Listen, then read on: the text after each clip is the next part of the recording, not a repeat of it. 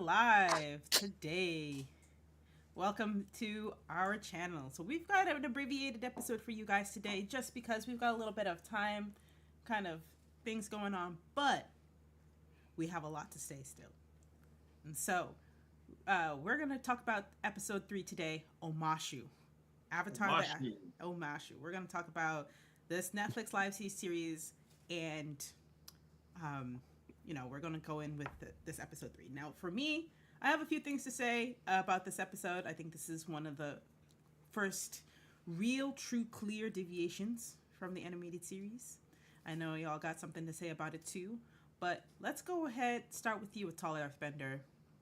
What's on your Okay. mind? All right. So this particular episode was not my favorite. Okay. So we're gonna go. If you fast forward about 2 minutes into the episode, you're gonna see the chamber. Now we're gonna do pros and cons. I really like this look. Okay. It's pretty similar to the live. I'm sorry, to the animation series episode. The background is perfect. I love the background.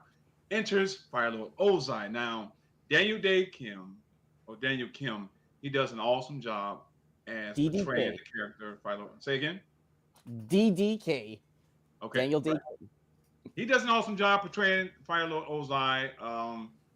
He could be a little bit more, put a little bit more evil to it, but he's doing a pretty good job.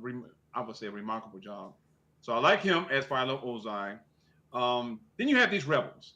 So these rebels are caught, and Ozai commits a fiery act. Okay, so he burns one of the rebels, and it was an eyebrow raiser. I was shocked, yet fulfilled. I was happy to see that, and I said, okay, well, it's live action series, so we're gonna have some. It's going to be a little different. But so those are a couple of things I really like. Ozai's chamber, his wardrobe, his look, his hair. His hair looks really good. And what he did with those rebels, he came off as very intimidating. Thoughts? Um, you want to go first, Momo? I can go last because I got a nice transition in there. So you go. Well, it was an interesting take, and not to mention, it was a new way to not only introduce the Fire Lord, but also a new way to introduce Azula, Yeah. right? Because now she plays. We see her now in a little bit more different action. She's now in spy mode, to say the least, luring out the luring out the quote unquote traitors, right? Mm-hmm. So interesting to see how we go with this one. I mean, not saying it was bad, but it was interesting because it helped in terms of starting her character arc Right. this early in the game. Yeah, Right? I think I agree. Ozai's presence, I think, mimics very well to the animated series. Very kind of omnipresent, very there, very like, that kind of like that evilness, especially when you see him scorch people alive. I think that's kind of, I find it very interesting. I also find it interesting how they, introduce Azula. She's cunning. She will do what it takes to ultimately get people killed. You know, it's kind of, I find it, I was kind of like, when I was watching it and seeing how they revealed who Azula is and how she's kind of smirking when people are launched on fire. Um, Hmm. it's almost, I almost kind of think that is she driven a little bit more by that senselessness and that evil. Um, Time will tell. You can kind of as they go through her arc, you'll learn a little bit more about her motivations and things like that. But they also introduce her disdain for Zuko's existence. So I Yes. found that interesting. Now, kind of moving along here for the sake of time, you I know, didn't like her. I'm sorry. you didn't like Azula? It was I it, think it I felt think the actor Elizabeth Yu needs a little bit more guidance in the Mm, areas of acting, yes. and she just doesn't have that conniving, evilness about her. I mean, that's about as plain as I can put it. She needs more direction. She needs to be a little bit more furious, especially when she's talking to her friends May and Tylee. But I guess that's a discussion for another time. But I really wasn't impressed. I love Azula. I love her in the animation. Um, she's scary. You never know what she's going to do. She's very surprising. Like But she's you very don't know who she's deceptive. going to hurt. She's very intelligent. She's a leader. I'm not sensing these things about this actor that's portraying Azula. That's all. But Interesting. she shows, but in the way they introduce her, they kind of show her same deceptive, her same deceptiveness on how she lures in people, just like what she did in that beginning of the episode, much like how she kind of deceived how to influence Ty Lee to join her and such. That's Maybe she my need the music. Maybe she need the animation music behind it. I don't know. All right, I'm sorry, Momo. You were saying? No, it's yeah. okay. I think I want to give a little bit. I have a little bit more. I need to see more of Azula, and we will see her in seasons 2 and 3. I think more strongly than we do in season 1. Right. Um, at least paralleling to the animated series. But in Mhm. this episode, we also meet Jet fairly quickly. I think. Very quick. And again, I think this is like we meet some people in this episode that we wouldn't have otherwise met in the animated series. But going back, one of them is being Jet. Mm, We meet Jet in Omashu. So, yeah. uh, for me, the dynamic between Jet and the Katara and Sokka and Aang, I find it very, I think it parallels the animated series pretty well, but at the same time, because it was just in a different situation in like that we're kind of accustomed to, Yes. he helps them get into Omashu, where in the animated series they just do that on their own. They literally take hair off of Appa's back and put it on Aang to make him look like a grandpa. That's the extent of how they get into Omashu. Here he's like married and Sokka is mute, which I found kind of funny. But Yeah. you And, know, and hiding behind whatever yeah. that attack or whatever. Yeah. But Uh, like he has a hand to play in the activity of Omashu and what's going on to the point yes. where they stop. Qatar. There's like some things about what Katara. That whole bombs and stuff.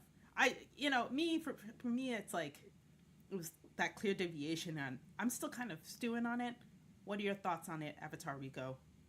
Like, It just goes to show you the flaws of Omashu's security right there. That was one thing. Secondly, the fact that, okay, spoiler alert, unless people who are watching this seen this episode, but I'm gonna say spoiler alert. You've been warned. Um, the exact spot on where they hid the chemicals to make their bombs kind of confuses me. I cannot wrap my imagination around it, because how is it that they were able? Because the fact that Teo and Aang easily flew into that hideout high up in the mountains, how is it that the freedom fighters were able to hide all that stuff on foot undetected? A little, my imagination is a little bit off on that. If that is the hiding place in an almost inaccessible area, what did they do to get up there? I mean, unless long shots arrows are strong enough to hold weight for the pipsqueak to climb up or whatever, I don't know. It just, I'm a little I'm a little dumbfounded on that part there during that reveal. I think that um, if you were never an Avatar fan from the beginning and you're looking at this with new eyes, Yeah, you probably wouldn't pick that up. hmm. You know, probably, yeah, but you probably wouldn't. I know I wouldn't, to be honest.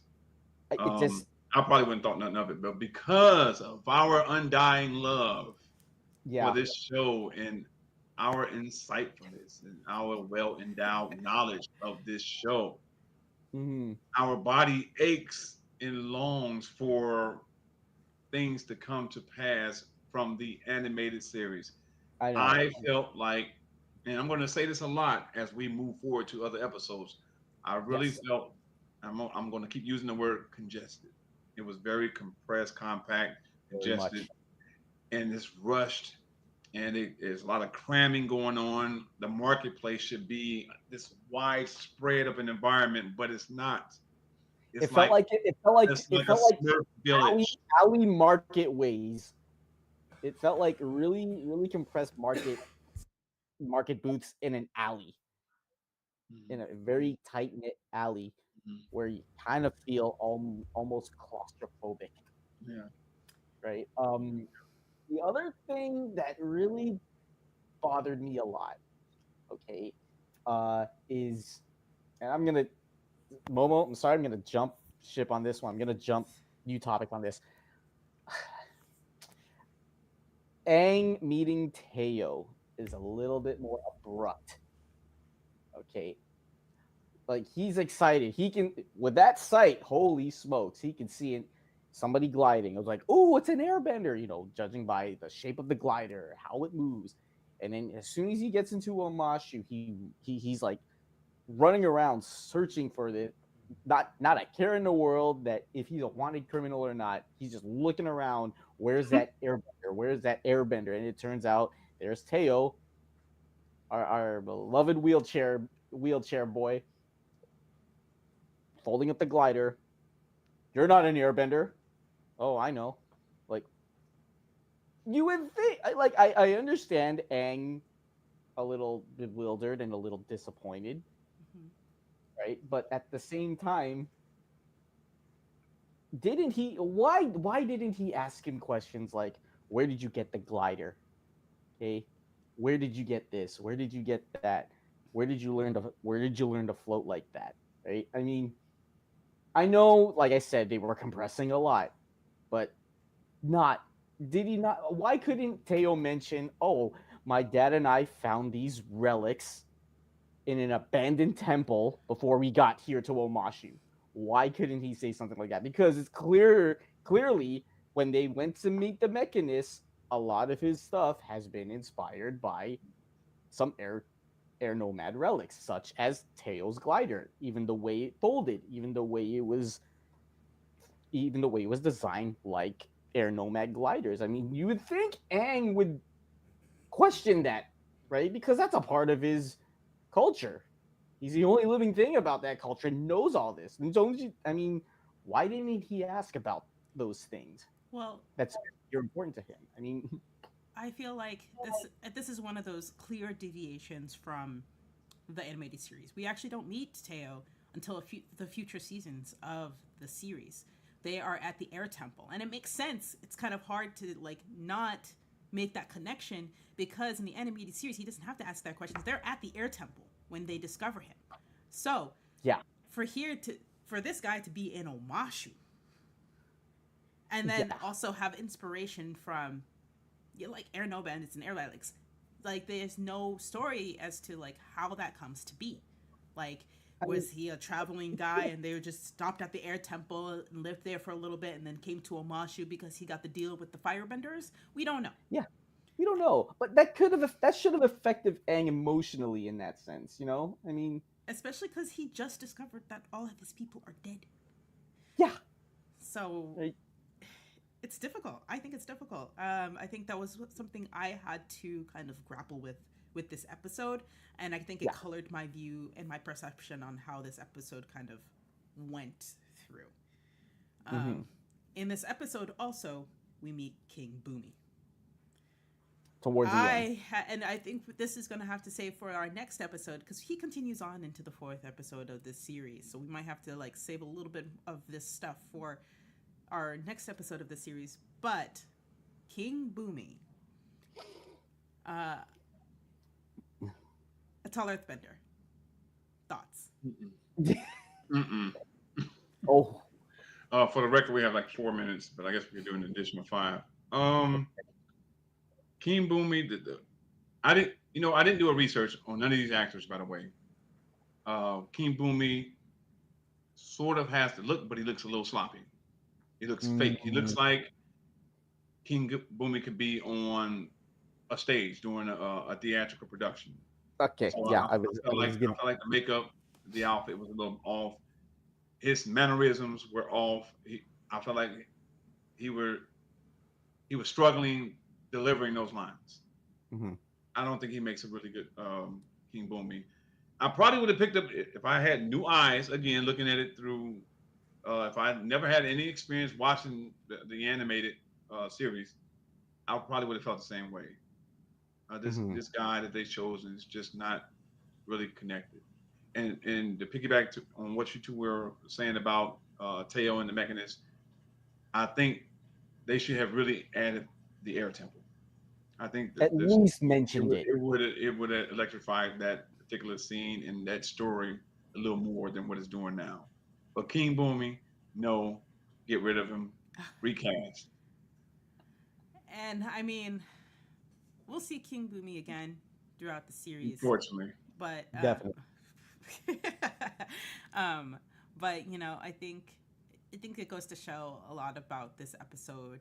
Um, Mhm. you know, we also have again we see more of Zuko, we see more of Iroh in this episode as well, and them trying to be in this place. It sounds like Avatar Rico, you've got something to say about that, and then we'll kind of Yeah. save it for the rest. Well, there was one. Okay, there was one thing that I hit that I think hit two both the the big fans and the generic fans, and this is when we get to see uh Iroh. He picks up the Pai Sho tile. We all know, us fans know how important that is in future episodes, in future events. But we all know that it also plays an interesting part for the general audience. Like, ooh, why is he holding a White Lotus tile? But it does play some. It We all know as fans that it plays a very important part late further onward. But I like the fact that they made it generic for the audience to know that it'll play a big important part for next week, for the next episode of episode 4. At least to the general audience, we know a big part that it'll play there. But when we move forward, they'll understand further on what that is later on. So that was a cool thing. That was a cool nod to that. I liked how they did that. All right. Um, Kate, Momo, I know you're a Zutara shipper, and I know there's many fans that are Zutara shippers, but I know for a fact that there was a somewhat semi Zutara moment. The whole thing when Katara got the scarf around her neck that Jet gave her, and then as she turns around or before she turns around, here's Zuko like this, and when she moves, you got that super slow motion of the scarf floating around like a flag, and then there's Zuko's hand touching the silk or whatever as he passes through. I'm like, yep, that's definitely fan service for the Zutara shippers right there. Um, like, all right, you can have that moment. Like, We can talk about this more in the next episode, but unfortunately, due to time constraints, we got to cut our episode short today. all right, We are going to talk about this episode a little bit more, conclusion, and how it flows into episode 4. And yes, so and I've got, again, many thoughts about, especially between King Boomy and Aang. So yeah, I've yeah, got a lot to talk about there. And Mhm. especially rewatching the animated series to kind of understand and make sure of this. Yeah, it's different. It's different. Yeah, But yeah. with that, we are going we'll to extend have a we'll cliffhanger extend this first. episode 3 with episode 4 because Yes. since these two felt more congested individually, we might Yes. as well combine them all together. All right. And the male shoots, by the way, were remarkable. I just want to say that the 100%. I male wish shoots we saw more of that. I were really do. remarkable. I really Of do. what, the And delivery system? the cabbage merchant was okay. Oh, he was good, but we all know that was fan service. Oh, and he reprised his role from the animated series. Like, Yes, Yeah, yes, and another he did thing. it Yeah. well again. But so we all know it was anyway. the fan service. All right, guys. We out All right. skis. All right, ready? Avatar Avatar. Origins. We out. Until next time, guys. Next time. Next time. All right. Send us some messages, by the way. Yeah, feel free to chat. Send us messages. We'll put all like of our my stuff. hat, like our shirts, Yeah. whatever. Well, I ain't got no Any avatar gear on questions today. you have? All right, guys. See you later.